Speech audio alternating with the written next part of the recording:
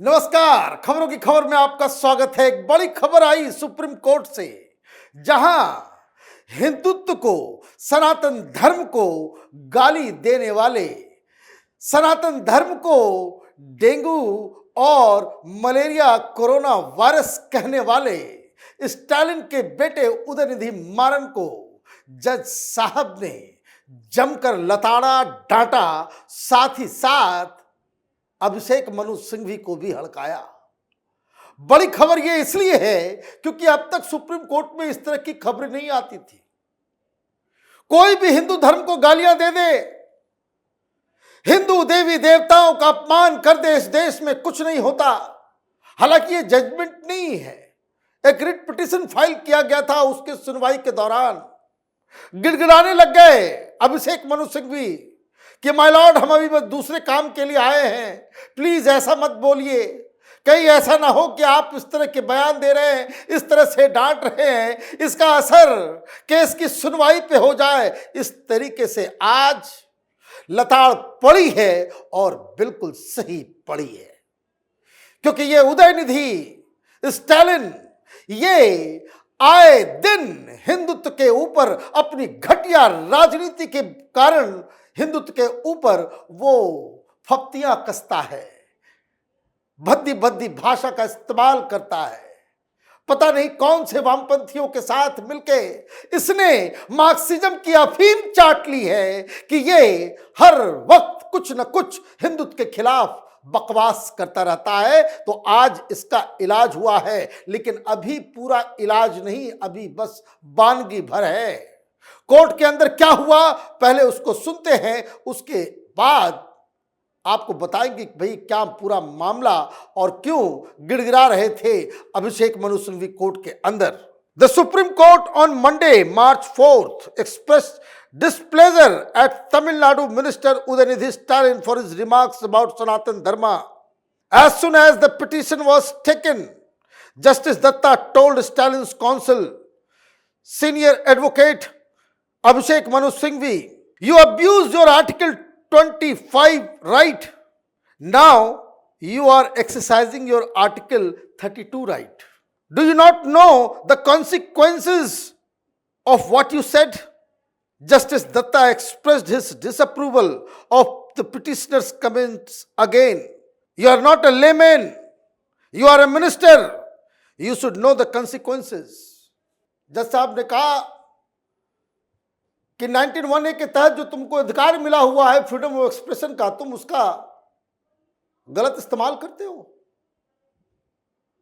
Right to religion 25 के तहत जो मिला हुआ है उसका भी तुम गलत इस्तेमाल करते हो। और अब जब केस आ गया है, फंस गए हो, तो आर्टिकल 32 का इस्तेमाल करके तुम हमारे पास, ये क्या है, वो कॉन्स्टिट्यूशनल रेमेडी, आपको जो है कानून के सामने गुहार लगाने का अधिकार, उसका आप इस्तेमाल कर रहे हो। आपने बहुत पहले अपने अधिकारों का अब्यूज कर लिया और आपको अपना ध्यान देना चाहिए कि आप कोई आम आदमी नहीं है, आप मिनिस्टर हैं, आप एक लीडर हैं।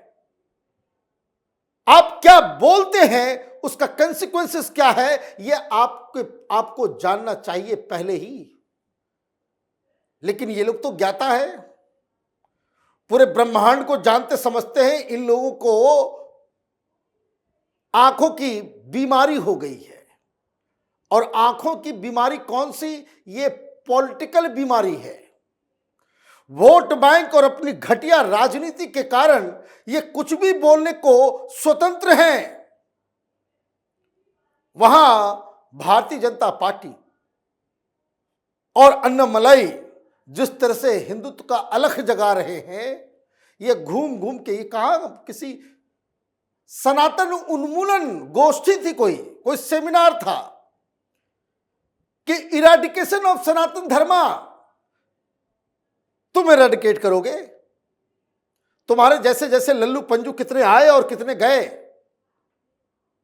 ये 4-5 वामपंथियों के साथ बैठ के सेमिनार करने से तुम उन्मूलन कर दोगे सनातन धर्म का। और राहुल गांधी साथ में बैठ के गठबंधन बना रहे हैं। ये केजरीवाल राम राज्य लाना चाहता है, भाषण दे रहा है, अयोध्या जाता है, प्रभु श्री राम के नारे लगाता है असेंबली के अंदर, और गठबंधन गैंग कौन सा ज्वाइन करता है? ये स्टालिन वाला। जहां ये लोग प्रण लेते हैं कि कैसे हिंदुत्व को खत्म किया जाए देश के अंदर, किसी दूसरे धर्म के बारे में ऐसा बात बोल दे तो उदयनिधि स्टालिन के पैंट गीले हो जाए, सारी राजनीति जो है वो हवा हवाई हो जाए। लेकिन खैर, इस हिंदुस्तान में हिंदू जो है बड़ा लिबरल है, गाली खा के भी मोटी चमड़ी हो गई हिंदुओं की कि कोई बात नहीं, बोलता है बोलने दो, बकने दो। खैर, वो भी सही है। ऐसे ऐसे कितने आए और कितने गए जिनका नामो निशान खत्म हो गया, लेकिन हिंदुत्व तो है, था और आगे भी रहेगा। यही तो सनातन धर्म की खूबसूरती है। लेकिन अच्छी बात यह है कि पहली बार सुप्रीम कोर्ट ने आज आड़े हाथों लिया, और जैसे ही ये कमेंट सुने अभिषेक मनु सिंह भी, बताइए भाई, डिवाइन जस्टिस होता है, डिवाइन जस्टिस होता है। जितने अधर्मी हैं सबके साथ खड़े हो जाते हैं अभिषेक मनु सिंह भी। इसलिए देखिए, टॉस में हार गए। कैसे हारे वो? राज्यसभा आना था, टाई हो गया, 34 वोट मनु सिंघवी साहब को, 34 वोट महाजन जी को, बीजेपी वाले को भी 34 वोट, इनको भी 34 vote.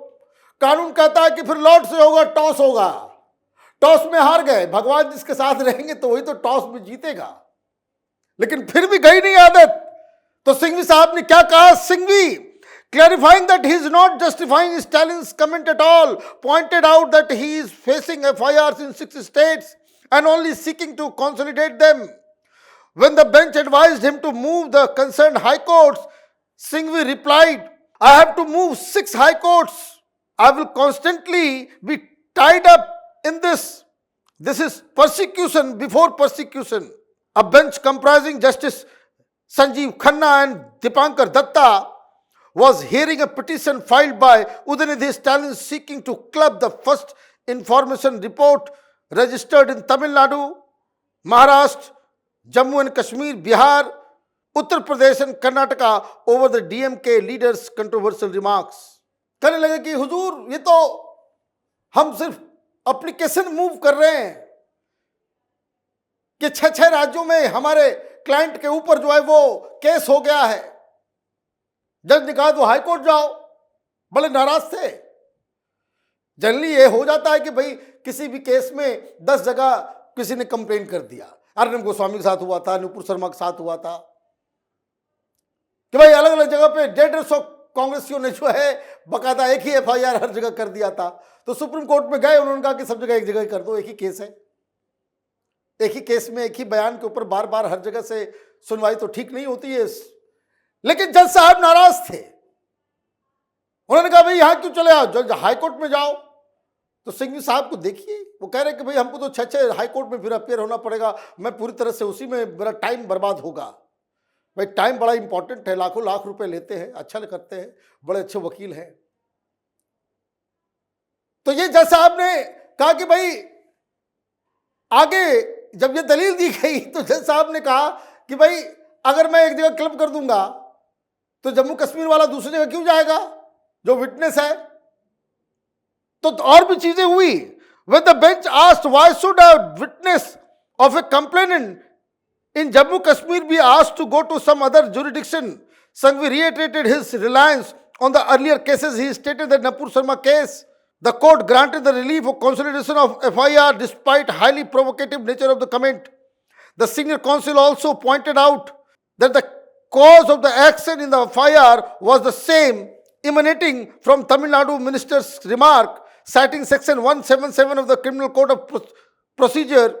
He argued that territoriality was the heart of criminal jurisdiction.